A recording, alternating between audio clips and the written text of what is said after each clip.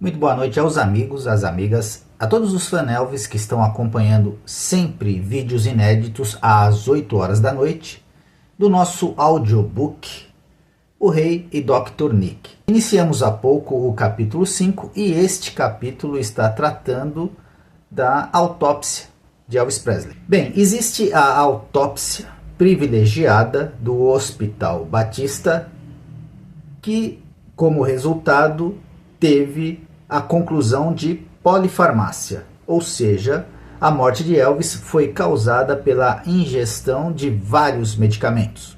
Foi acordado, junto com o Dr. Jerry Francisco, o pessoal do Batista, de que os resultados encontrados nas análises feitas no corpo de Elvis foram inconclusivos. Mas, ao declarar à imprensa, o Dr. Jerry surpreende a todos os seus colegas, dizendo que Elvis morreu de causas naturais. Depois disso, as informações toxicológicas que faziam parte da autópsia privilegiada do hospital vazaram. Segundo o Dr. Nick, isso aconteceu para anunciar que a decisão do hospital era diferente da anunciada pelo Dr. Jerry, que, segundo ele, Elvis morreu de causas naturais. Ainda no livro, o Dr. Eric Muirhead, chefe de patologia e uma autoridade internacionalmente reconhecida no estudo da hipertensão, disse que não acreditava que a doença cardíaca poderia ter sido a causa da morte. O Dr. Muirhead enfocou: em vez disso, as 7 drogas encontradas no exame de urina da autópsia de Elvis. A pedido de Vernon, o pai de Elvis, foi pedido, através do Bioscience Laboratório, ao Centro de Toxicologia Humana em Salt Lake City, uma terceira análise dos restos mortais de Elvis. Os resultados decorrentes do Centro de Toxicologia Humana deram origem à autópsia de Vernon, que está fechada somente para a família e, quiçá, será aberta apenas em 2027 à apreciação pública. O que se sabe dessa autópsia e o que apenas foi dito foi o seguinte: não detectamos nenhuma droga em Elvis que não tenha uma justificativa médica.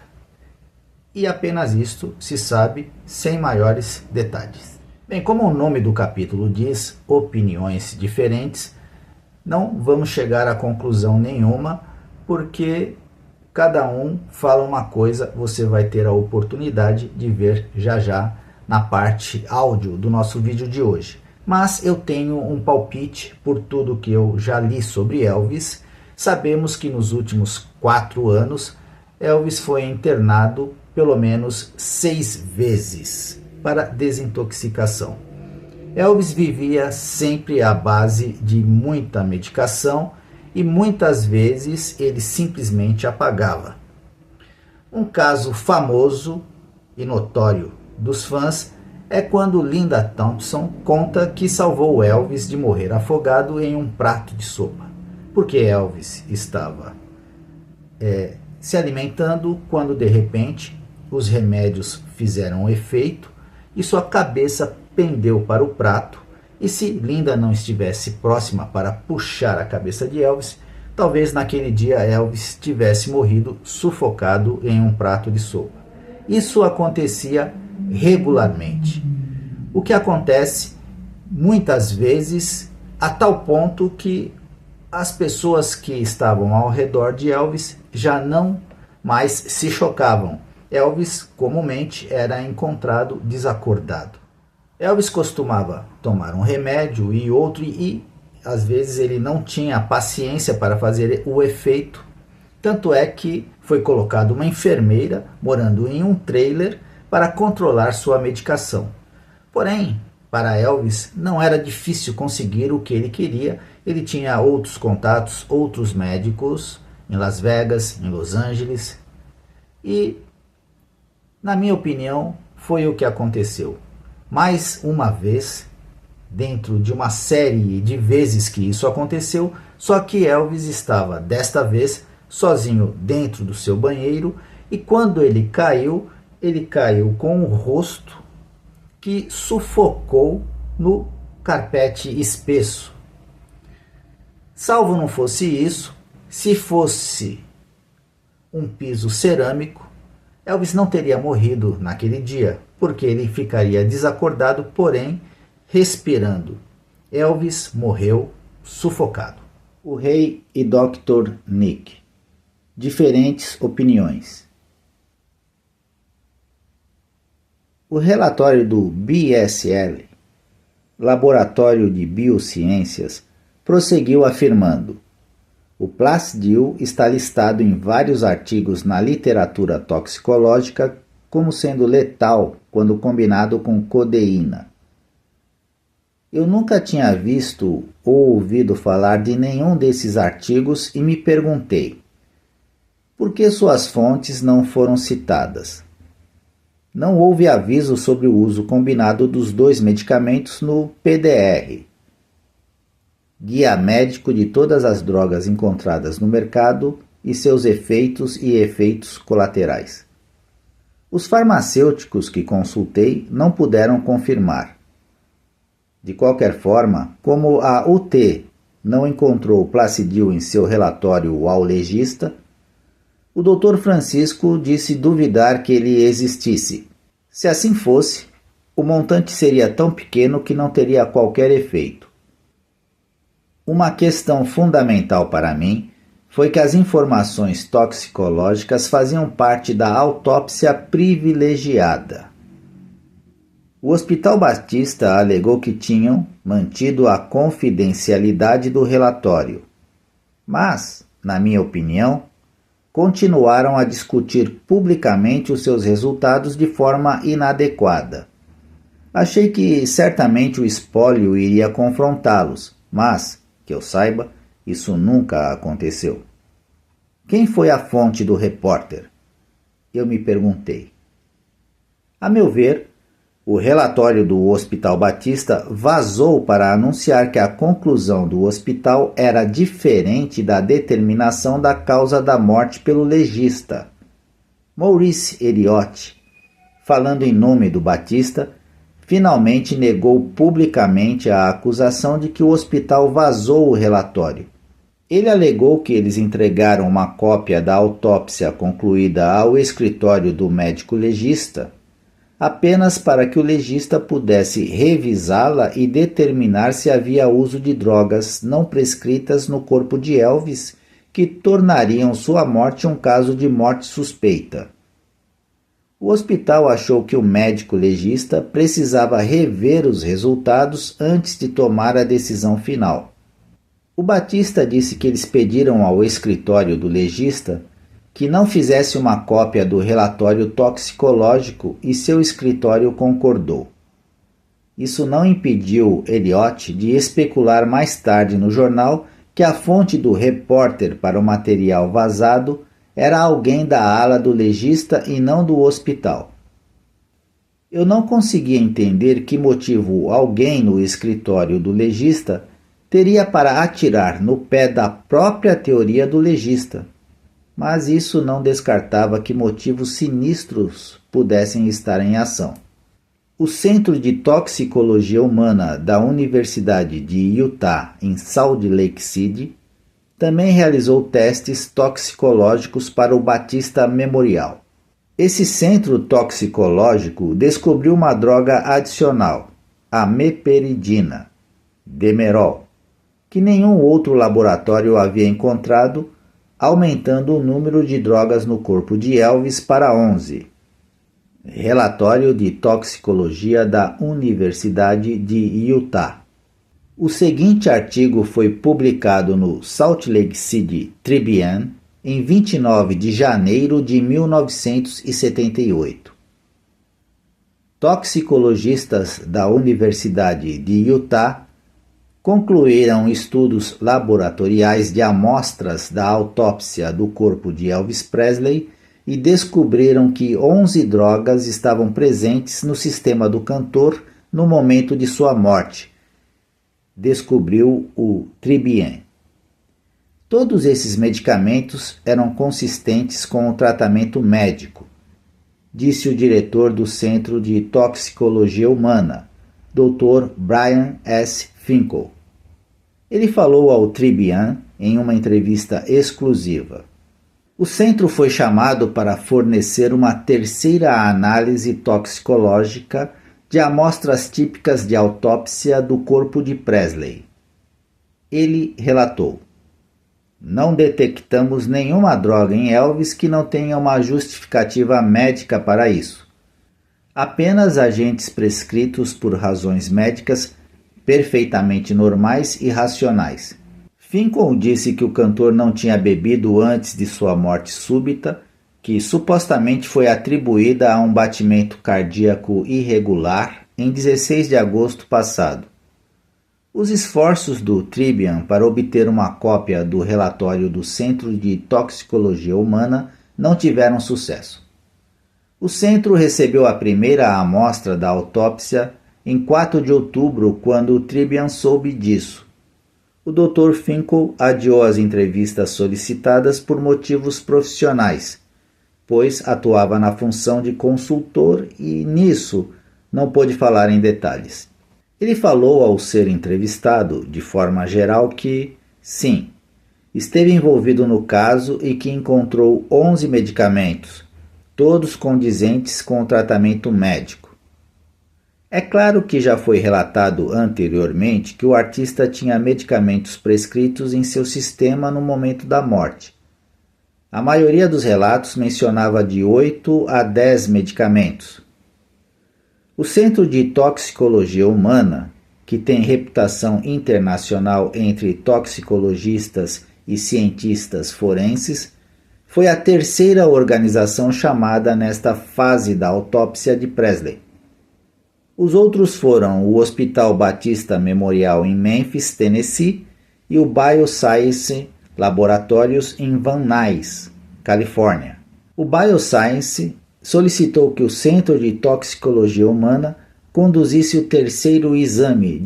Embora certas agências, incluindo o centro baseado na Universidade de Utah e o gabinete do examinador médico do condado de Shelby, Tennessee, envolvidos nesta história recebam dinheiro público, parece improvável que haja divulgação de detalhes sobre a análise toxicológica.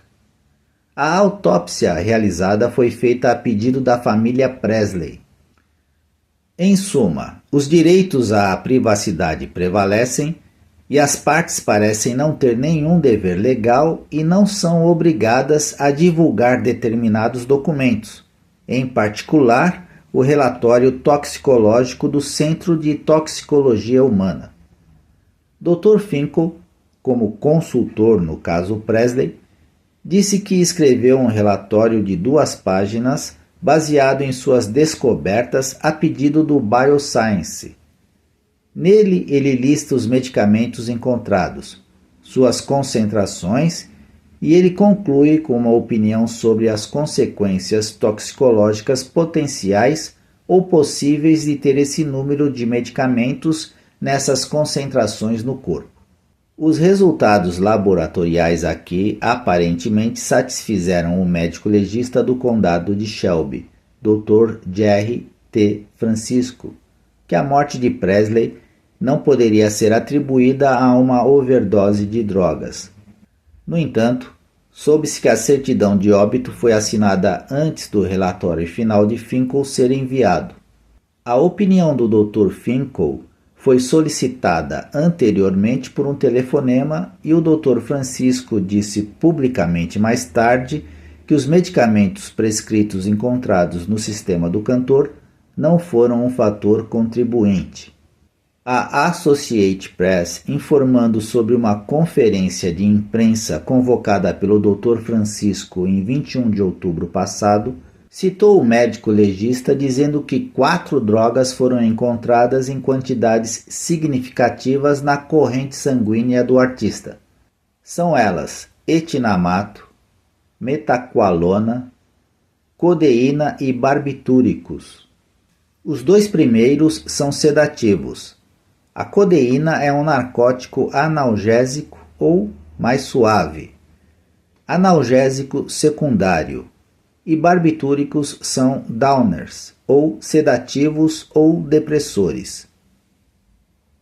O Dr. Francisco foi citado como tendo dito que 4 outros medicamentos, o antihistamínico Clorfeniramine, Meperidine, Demerol, morfina e Valium, foram encontrados em quantidades consideradas insignificantes.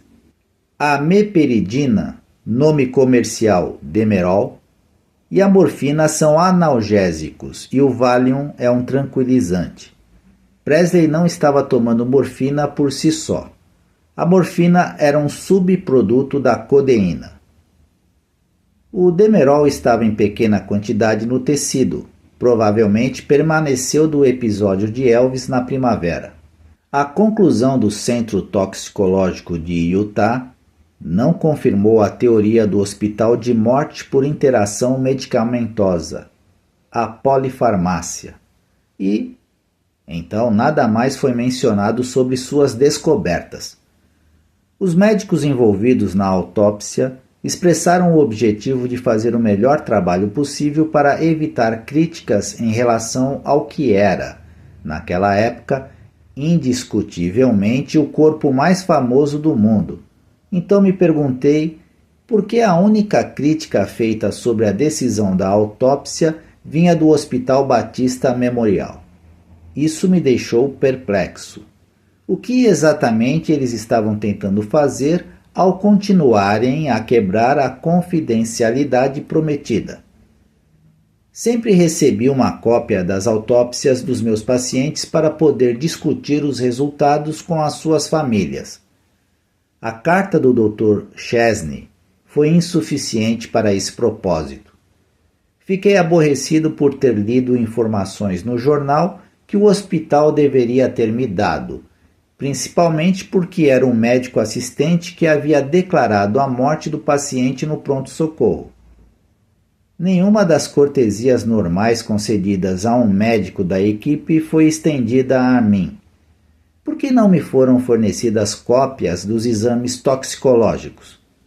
Não consegui pensar em uma razão legítima para isso, e isso me deixou desconfortável. Acidentalmente descobri que o Dr. Francisco, o Dr. Muirhead e Maurice Elliott tinham feito uma visita a Graceland para conversar com Vernon. Eu nunca soube de membros da equipe de um hospital visitando a família de um paciente. Eu não poderia imaginar que eles fariam isso sem o médico principal da família. Nessa reunião, o Dr. Muirhead e Maurice Elliott disseram a Vernon que os resultados da autópsia do hospital confirmaram a sua crença de que a morte de Elvis estava relacionada com drogas. No entanto, o Dr. Francisco disse a Vernon que ele não havia revisitado minuciosamente o relatório do hospital naquele momento, mas que o faria e anunciaria sua decisão final em uma entrevista coletiva em alguns dias. Quando chegou a hora da coletiva de imprensa decisiva, o Hospital Batista ainda não tinha ideia de qual foi a reação do legista ao relatório final ou se isso o influenciou a mudar sua decisão original. Depois de ler os resultados da transferência do hospital nos jornais locais, a maioria das pessoas sentiu que o legista não teria outra escolha senão declarar que a sua decisão provisória tinha sido incorreta. Dissimuladamente, o médico legista em apuros, que não se deixou intimidar por pessoas que expressam as suas opiniões, aproximou-se confiantemente do microfone e expôs as suas convicções. Ele afirmou que depois de avaliar todos os resultados da autópsia, a causa oficial da morte no caso de Elvis Presley foi doença cardíaca hipertensiva com doença arterial coronariana. Ele discordou do relatório do Bioscience, Laboratório de Biociências. Ele disse que a potencialização, polifarmácia, não ocorreu. Como apenas um dos laboratórios encontraram Demerol localizado no sistema de Elvis, o Dr. Francisco disse que as duas drogas não existiam em quantidade suficiente, se é que existiam, para serem incluídas na contagem. Ele afirmou que apenas 4 dos 10 medicamentos encontrados estavam em nível significativo e todos ainda estavam na faixa terapêutica. As drogas que ele mencionou em quantidades significativas eram codeína, um narcótico menor, os sedativos metaqualona e valmide e os barbitúricos. Os outros medicamentos estavam em pequenas quantidades. Clofeniramine, um antihistamínico de venda livre, morfina, um metabólito da codeína, Valium, um tranquilizante, e efenalmate, Plácido, um sedativo. Sua conclusão: não houve evidências de abuso de drogas nos níveis encontrados. Essa foi uma declaração importante para a mídia. Significava que, como resultado da autópsia concluída, o Dr. Francisco decidiu que a morte de Elvis não seria objeto de inquérito. Não havia suspeitas da sua parte de que alguma lei tivesse sido violada. As palavras do Dr. Francisco também deixaram claro que a autópsia oficial não seria divulgada à mídia, a menos, é claro, que a família Presley decidisse divulgá-la. A divulgação da autópsia teria sido uma bênção para mim. Os meios de comunicação social teriam tido informações sólidas nas quais basear as suas opiniões e tomar decisões. Isso teria eliminado a necessidade de conjecturas. A oposição às posições médicas, que a mídia interpretou como um encobrimento, manteve a controvérsia acesa. Quando os patologistas do hospital não concordaram com a sua decisão prejudicial, o médico legista parecia estar retendo ou ocultando informações. Os jornalistas escolheram um lado. Aderiram à teoria do excesso de dose, polifarmácia, da equipe do hospital, em vez do veredito do médico legista sobre ataque cardíaco. O hospital não pôde divulgar o relatório da autópsia. Tinha uma ordem de silêncio, por assim dizer, devido ao pedido privado de autópsia da família Presley. Isso fez do hospital o azarão. O Dr. Francisco era a voz do caso, pois era o núcleo cuja função era dar a decisão legal sobre a causa da morte. A meu ver, as partes toxicológicas vazadas da autópsia foram uma tentativa desesperada por parte dos dissidentes de permitir que sua opinião viesse à tona e ganhasse apoio. Quanto à decisão oficial da morte, houve alguma doença arterial coronariana encontrada, assim como disse o Dr. Francisco.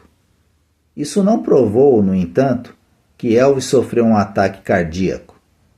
Os patologistas tiveram que se perguntar: a doença arterial coronariana era grave o suficiente para causar a morte?